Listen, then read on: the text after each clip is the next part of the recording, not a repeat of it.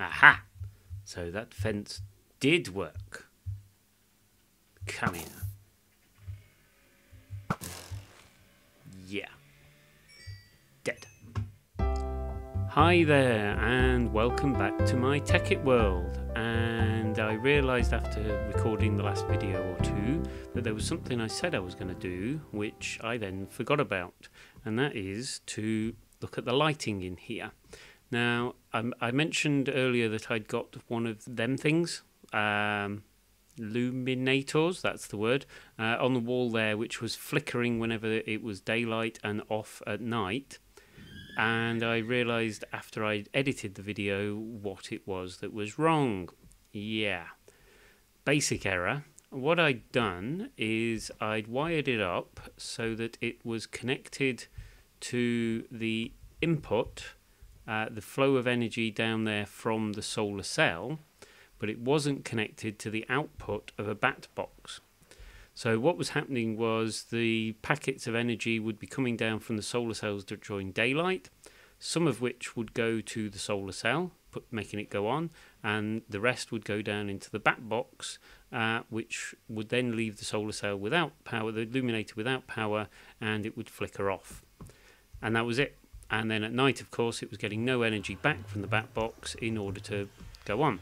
So what I did was I figured that out, made sure I knew how that they worked with the power, put a bat box in and another bat box to get a bit more charge, and a couple more bat boxes to make sure they'd have enough power to last during the night. And I went underground and I wired in all the luminators. Great. Yeah, okay, I didn't do them all, and you'll see why in a moment. Because two things. One is when I wire them in, if I add in little glitch I get here with Minecraft now and again where it decides to throw things instead of place them. So I've wired that in now, so all these luminators will be connected, and if the bat box that will be losing power will be the furthest one up the chain, which will be this one. So you can see it's now taking power away from the bat box, and you can see how quickly that's going down with the number of luminators I've got around here. So yeah, it's giving some light, so that's definitely brighter than when it's off. But realistically, you can't really see much difference. Yeah, and some of those are flickering because they're not getting enough energy, because of the wiring and the losses in the glass cables, I believe it is. They don't get enough energy. It's either that or it's because I've given them multiple paths to get power. If I can get down there. So when I wired this up, the power, I think it's lack of energy. So the power's coming round that way and down there, and it's coming along this way and to those ones, and there's another path over here to those, and I think somewhere along the chain it stops getting enough energy to be on completely all the time, and they start flickering. So anyway, I tried this for a bit. I tried adding more bat boxes. I tried adding multiple routes from the bat boxes to different parts of the wiring.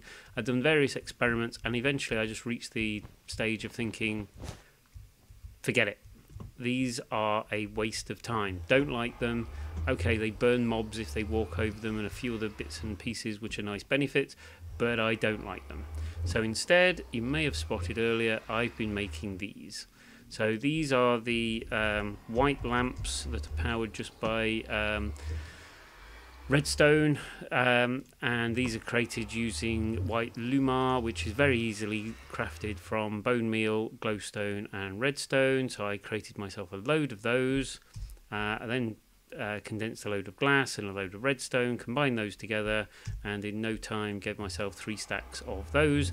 I've then also created myself some white insulated wire, and the reason I've gone for the insulated wire is that I can then run it around next to things above here without accidentally triggering a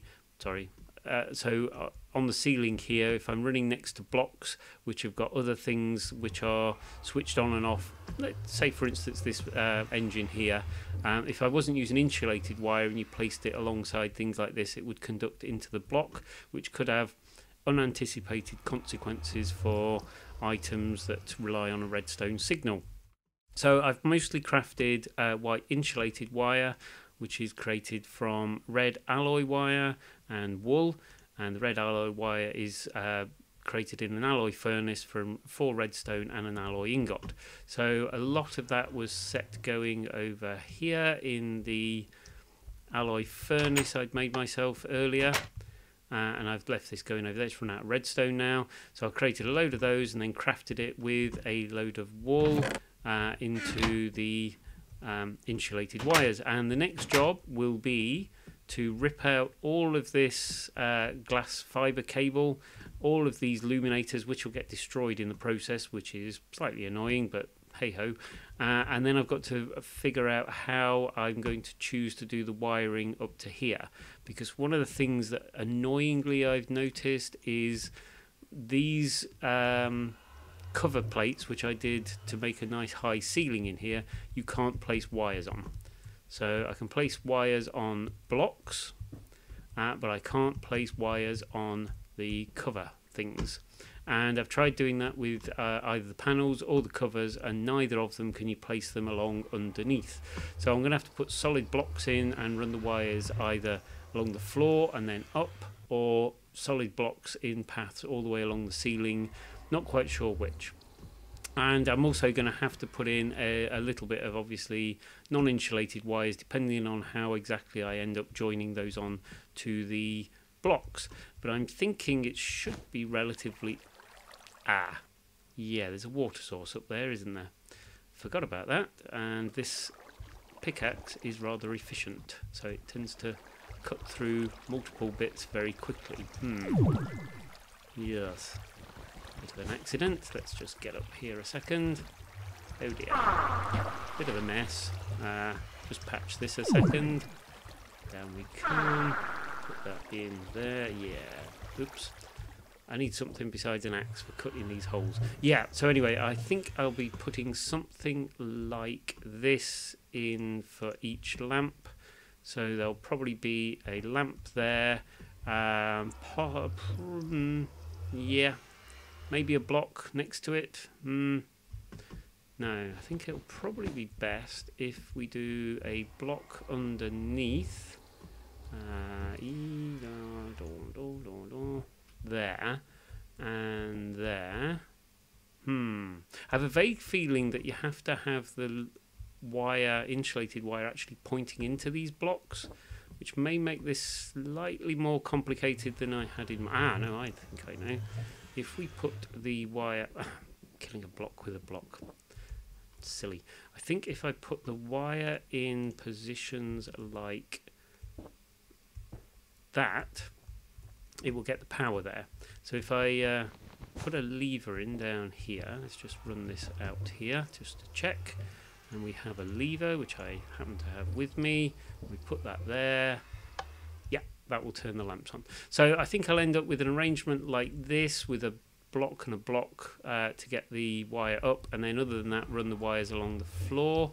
Got plenty of headroom for there to be able to walk over that, which is going to be a benefit over this, which you had to keep jumping over to get around, which was annoying. So overall, this should probably work out better. I did think of colouring these wires red, just because the red wires, I don't know, something looks better about them, but white uses a bit less resources, so there we go, that's what I've got so far. And I'm also thinking I'll wire all these up to a nice convenient switch, so just for the sake of it, I would be able to turn all the lights out if I wanted to, pointlessly, because obviously mobs would then spawn. And I've also got to decide whether to leave these glowstone blocks in when I'm at that point, and whether I'll need more lamps than I'd got luminators when I go through. And what I had done, just as a test for how this stuff might work, was in the sandbox world. First of all, as I was testing whether the insulated wire and the redstone wire has the same 16 block distance in sending the signals along, and it doesn't. So got a much longer run here, and it is successfully sending a signal, which was great. That helps a lot. Yeah, this experiment room that I'd created here was to just have a look at what the different types of blocks look like. So the blocks in the floor are the luminators, which are powered from the MFU and things out there, just to sort of check how they work. And the ones in the ceiling are the white lamps, which I can then turn on and off. So I could have a look at what each of them looks like with and without the others turned on, just as an experiment. And yeah, I think these look fine. So the white lamps it's going to be, and they're much more easily to control, turn on and off. And I'll see you next when I've done that little bit of wiring in my world. Dum dum dum dum dum dum dum dum dum dum dum dum. Oops, keep going. Nearly finished. Here we go. Lighting up the room. So much easier than all the luminators. Connecting the final bit. Yay! There we go. Let's get out and have a look. Ha! Done! Done, done, done, done. Yep, that'll work.